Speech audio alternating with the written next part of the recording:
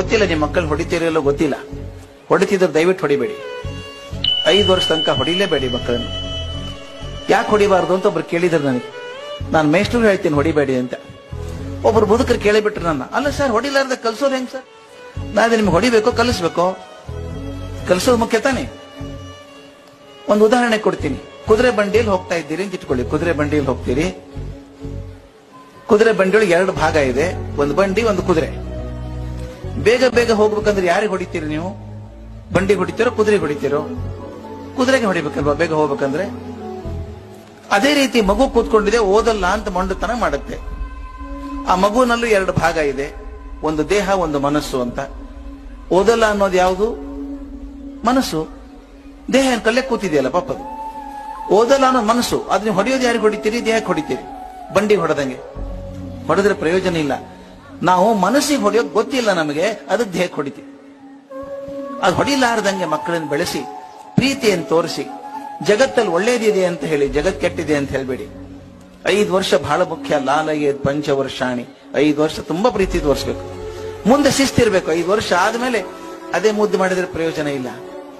5 ರಿಂದ 16 ವರ್ಷದವರೆಗೂ ಈ ಕುಂಬಾರ ಮಡಿಕೆ ಮಾಡ್ಬೇಕಾದ್ರೆ ಆ ತಿಗರಿ ಮೇಲೆ ಮಣ್ಣಿಟ್ಟು ಹಿಂಗ್ ಹೊಡಿತಾ ಇರ್ತಾನೆ. ಹಿಂಗೆ ನಿಮ್ ಬರೀ ಹೊರಗಿನ ಕೈ ಕಾಣಿಸ್ತಾ ಇರುತ್ತೆ, ಆದ್ರೆ ಅವನು ಅದೇ ಕಾಲಕ್ಕೆ ಒಳಗಡೆ ಅದೇ ಜಾಗದಲ್ಲಿ ಕೈ ಇಟ್ಟಿರ್ತಾನೆ.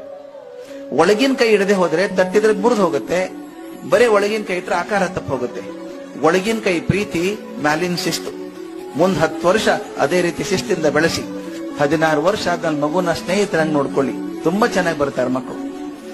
ಈ ನಾ ಶಿಕ್ಷಣ ಅಂತ ಹೇಳಿದ್ನೆಲ್ಲ ನಾವು ಕೊಡಬೇಕಾದದ್ದು 3 ಮುಖ್ಯ ವಿಷಯ ಕೊಡಬೇಕಾದದ್ದು ಮಕ್ಕಳಿಗೆ. ಆ ಮಗು ತನ್ನಲ್ಲಿ ಆತ್ಮವಿಶ್ವಾಸ ಬರಬೇಕು. I can do it, I can do it. ಇದಾಗದೆ ಹೋದ್ರೆ ನಷ್ಟ ಇಲ್ಲ.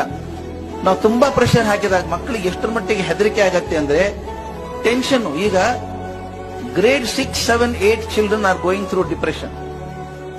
ವಿಚಿತ್ರ ಕೇಸ್ ಸ್ಟಡಿ ಅದನ್ನು ನಿಮ್ಯಾನ್ಸ್ ಸ್ಟಡಿ ಮಾಡಿದ್ರೆ 6, 7, 8ನೇ ಕ್ಲಾಸಿನ ಮಕ್ಕಳಿಗೆ ಖಿನ್ನತೆ ಆಗ್ತಾ ಇದೆ. ಕಾರಣ ಇದೆಯಾ? ಅಷ್ಟು ಪ್ರೆಷರ್ ಹಾಕಬೇಡಿ. ಕಾರಣ ಇಲ್ಲ. ಅದು 6, 7, 8 ಚೆನ್ನಾಗಿ ಓದಿ ಹುಡುಗರು. ನಾವು ಈಗಲೇ ತುಂಬಾ ಓಡಿಸ್ಬಿಟ್ರೆ LKG ಇಂದಾನೆ ನಾನು ನೋಡಿದ್ದೀನಿ ಕೆಲವು ಪೇರೆಂಟ್ಸ್ ಬಂದು ಜಗಳಾಡ್ತಾರೆ. A ಸೆಕ್ಷನ್ ಅಲ್ಲಿ P ವರ್ಗ ಬಂದಿದ್ದಾರೆ, ಇನ್ನು ನೀವು K ದಲ್ಲಿ ಇದ್ದೀರಿ. ಏನ್ ನೊಬೆಲ್ ಪ್ರೈಸ್ ಬರ್ತದ ಕೆ ಹೋದ್ರೆ? ಏನೂ ಇಲ್ಲ, ಕಲೀಲಿ. ಇರೋದೇ 26 ಅಕ್ಷರ ಕಲಿತಾರ ಅವರು. ಆದ್ರೆ ನಾವು ಪ್ರೆಷರ್ ಹಾಕಿ ಓಡ್ಲಿ ಅಂತೀವಲ್ಲ, ಈ ಓಡಿಸ್ಬಿಟ್ರೆ ನಿಜವಾಗ್ಲೂ ಅವನು ಓಡಬೇಕಾದ ಕಾಲದಲ್ಲಿ ಕುಸಿದು ಕೊಡ್ತಾನೋ. The moment when has to show his performance will not perform. ಮತ್ತೆ ಇನ್ನೊಂದು ಮಾತು ಮುಖ್ಯ ಹೇಳ್ಬೇಕು ನಾನು. ಮಕ್ಕಳಿಗೆ ಹಿಂಗಾಗು ಅಂತೆಲ್ಲ ಹೇಳ್ತೀವಲ್ಲ ನಾವು, ಹೇಳಿದ್ರೆ ಪ್ರಯೋಜನ ಇಲ್ಲ ಸ್ನೇಹಿತರೆ. ನಾವು ಮಾಡಿ ತೋರಿಸ್ಬೇಕಾಗ್ತದೆ. ಮೌಲ್ಯಗಳನ್ನ ಹೇಳಿ ತೋರ್ಸೋಕ್ಕಾಗಲ್ಲ, ನಡೆದೇ ತೋರಿಸ್ಬೇಕು.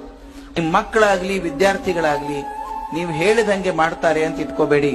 ನೀವು ಮಾಡಿದಂಗೆ ಮಾಡ್ತಾರೆ, ಹೇಳಿದಂಗೆ ಮಾಡಲ್ಲ ಮಕ್ಕಳು.